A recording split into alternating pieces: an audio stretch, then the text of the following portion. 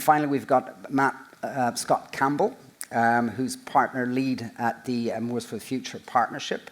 Matt's been there for 16 years, worked from the actual restoration on the ground right up to leading the organization.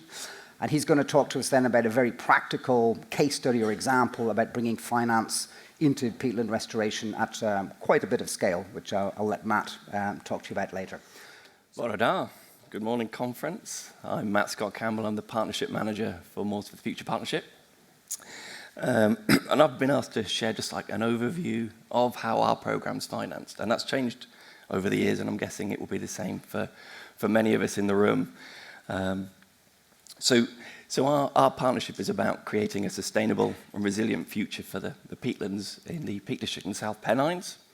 And we've been working for about 23 years as a partnership.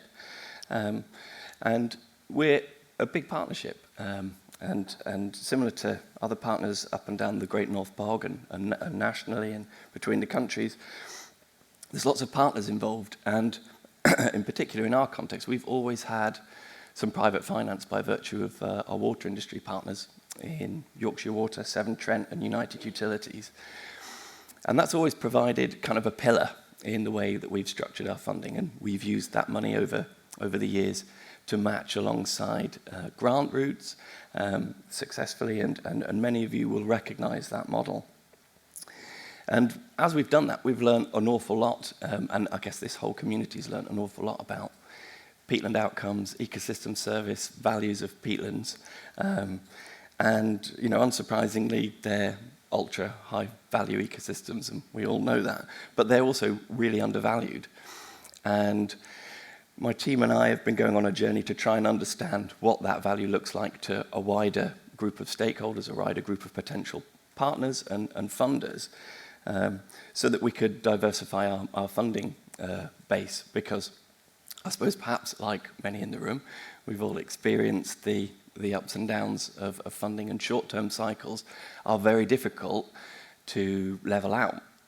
Now, that means it's hard to hold on to and grow your skills, it's hard to hold on to and grow your teams, and by virtue of that, it's hard to deploy that money out into the sector at scale and allow the contracting sector to grow, and so on and so on. So because we're hand-to-mouth, everything becomes hand-to-mouth, and that's not a very strategic or efficient way to save the planet.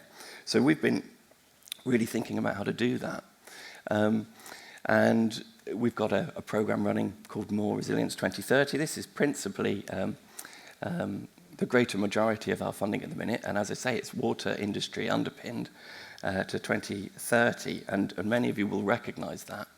We have some of that funding blended with grants, and that works well and is doing good things, but increasingly we're finding we're able to match that with other private sector organisations, where sharing the cost of restoration based on the outcomes that are derived from the work are really attractive, and actually very cost-efficient ways of addressing challenges that business and infrastructure and other things have. So that remains the vast majority of our work, but we've alongside that been working on other ways of diversifying our funding base, and one of them is on a project called Coons Moss, which is outside Buxton. And here we've worked with a more investment-based approach with a range of buyers, where they're all involved from the very beginning. We were very lucky to have some investment readiness funding from DEFRA, the Environment Agency, and Esme Fairbairn Foundation. Back in 2019, we started to think about this. And this project was the result of that. And with it, we've shown to ourselves that actually if we explore and understand the ecosystem service outcomes, and if we try and understand the metrics required to evidence the achievement of those outcomes through restoration, we can actually bring in buyers and off-takers for the benefits that are coming out. And I guess selfishly for us, we end up with one holistic fund of pot of cash that we can just address the whole needs of a site in one go. And I suppose that's that was the driver for us, if I'm being really honest about that.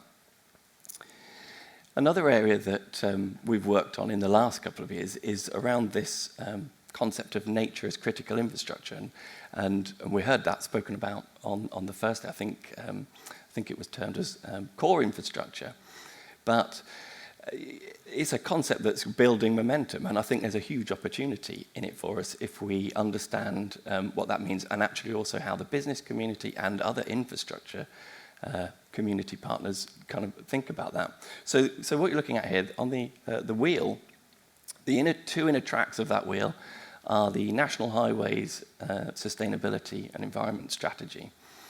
And the outer wheel is something that my team worked up through some feasibility work we did with National Highways around two roads on their strategic route network, being the M62 and the A628.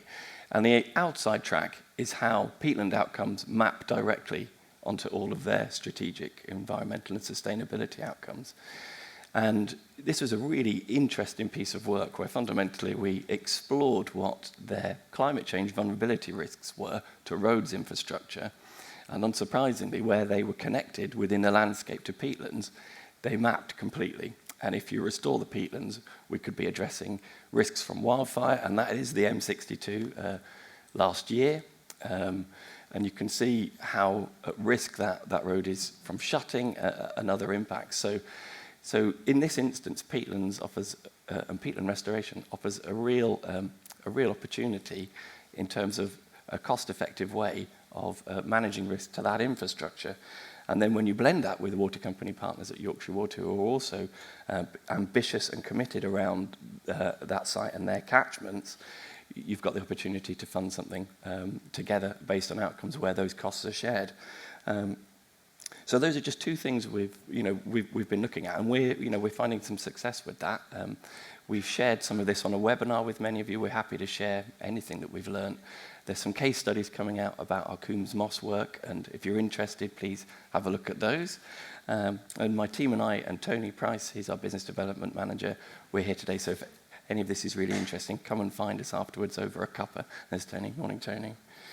And I think as we sort of step into the next sessions and the workshops this morning, I suppose I would encourage us to think about viewing nature and nature recovery benefits through the lenses of private organisations and the things that they're looking for, so that we can see it. And I guess, we're perhaps ecologists learning to speak money, but I think that's a useful exercise for us to do, because there's lots of organisations that I think that would be happy to move into this space if only they knew that peatlands was the answer to some of their issues.